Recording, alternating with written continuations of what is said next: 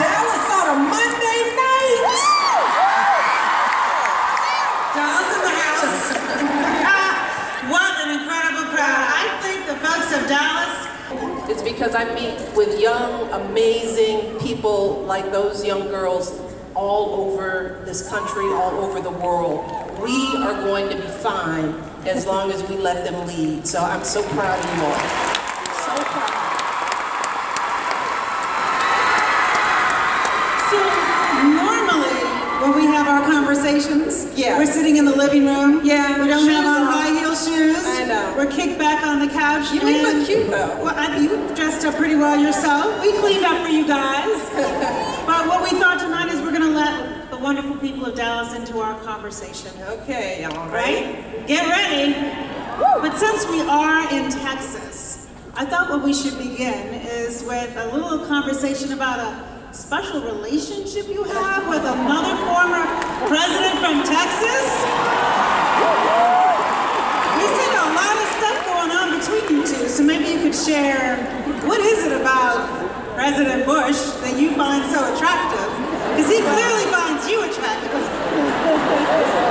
Well, let me just say, we sit together because it's protocol. I mean, for the rest of our lives, we are seated in that order at all the things where all the formers gather. So at dedications and funerals, you name it. It's me and George together forever. And you folks here in Texas know your man. He's silly. And so he doesn't, you know, I am his foil. So I think throughout all these serious ceremonies, he's trying to get me to laugh. And he's like, okay, it's almost over. Where are we? We're on page 3, we're almost over. You want a mint? What's going on? And I'm trying to look at Laura like, can you get him? And she's just like, girl, he's your problem tonight.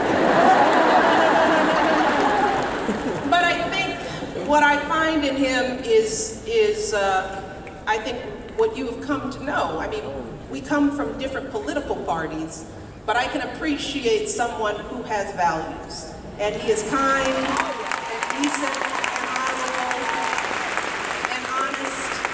And his family has been nothing but gracious and supportive to ours. His daughters have looked out for ours. And I think that what people see in that is the hope that we can get beyond partisanship, that we can see each other as human beings, that just because we don't agree on policy doesn't mean that one of us is better or worse. We are still Americans all working towards the same goal. And I think that that's the thing that attracts people to our friendship. And it's a beautiful thing. And you mentioned politics, but I want to go back to service. Because you and I first met, and I told the audience before you came out, the first impression you made on me, basically a badass, right? But that didn't just happen by accident. It happened because of how you were raised. It happened because of your parents and your brother and the extended family in which you grew up in the south side of Chicago. South side of Chicago in the house? Yeah, outside. So I think it would be helpful to give people a little context to that young woman I met and what happened in your formative years that gave you such confidence and turned you into really such an old soul at a very young age.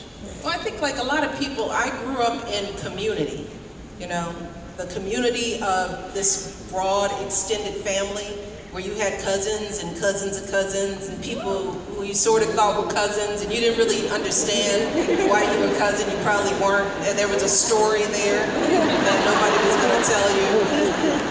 And everybody lived within a 5-block radius in a working class community. So I grew up with people with values. In neighborhoods where kids actually listened to the adults, you know?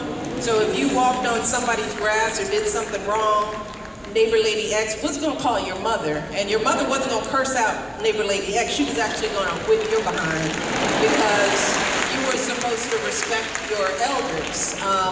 So we grew up in that community with cousins and neighbors and bike riding and softball playing and tag and staying up late.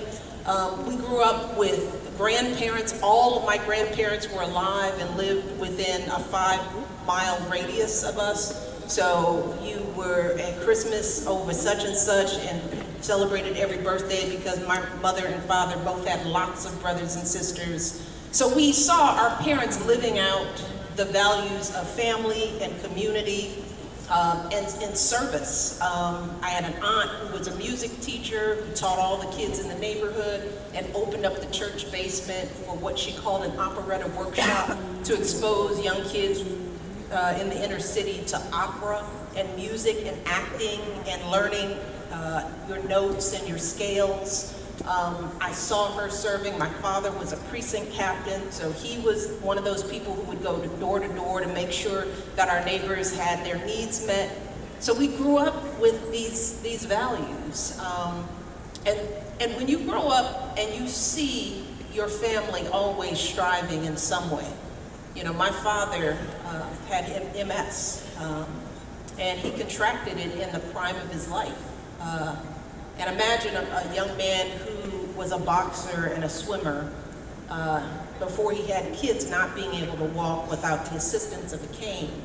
And that disease got progressively worse. I never knew my father to walk without the assistance of a cane. And I write about how that must have made him feel.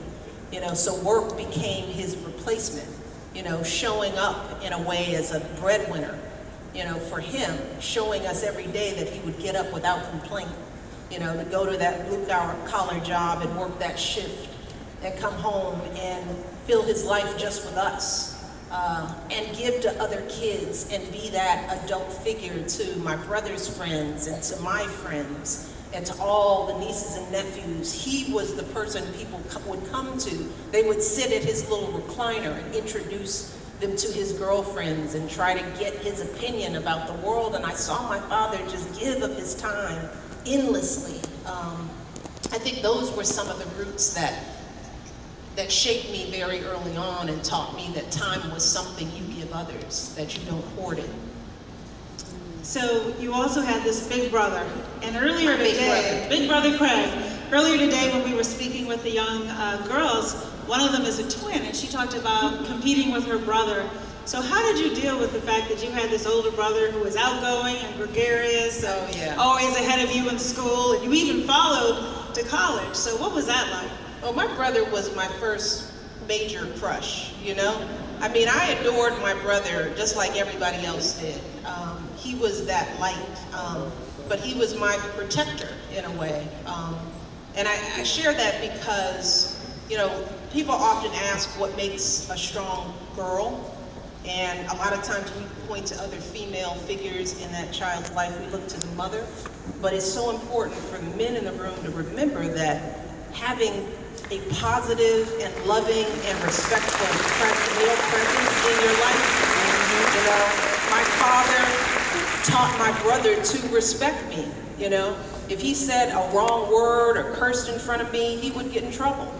You know, but my father and brother also, and I say this, they respected me as an equal. I was always right there. When my brother learned to box, I got my gloves too. If Craig was learning how to throw a ball, I had catch. You know, I was right there.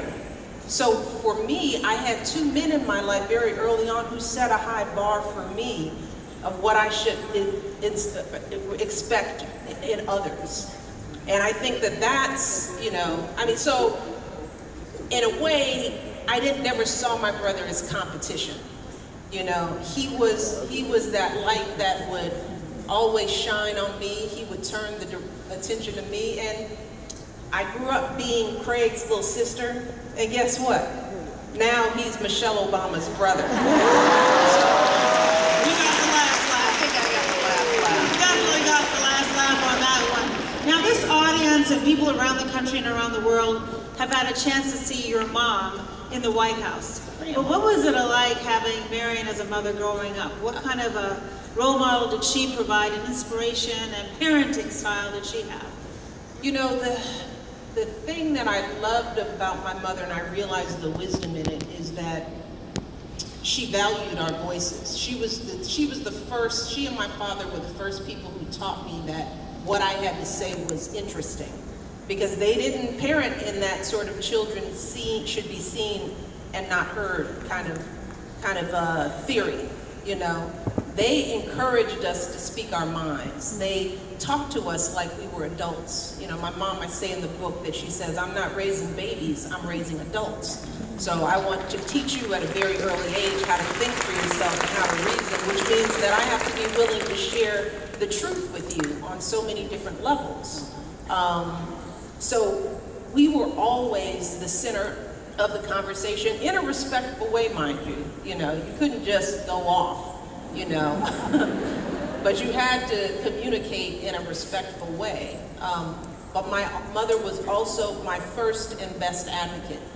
I tell the story about a second grade experience, which is sort of tied up into how the neighborhood, my neighborhood, started to change. Because when we moved into South Shore, which was the neighborhood I grew up, it was very racially diverse. Because that's what black folks moved to get to a better neighborhood with better schools. My Aunt Robbie owned their home. Her husband was a retired Pullman porter. They had an income, so we moved in with them to have better access to school. So you can see, I put a picture of my kindergarten class where you can see the diversity, kids of all kind of backgrounds. But right around first grade, white folks started moving out. It's a phenomenon known as white flight. And it was happening in the 70s all over the cities. I didn't realize until I grew up and really understood urban development and black migration. But essentially what was going on is families like us were moving in, realtors were coming in and whispering into the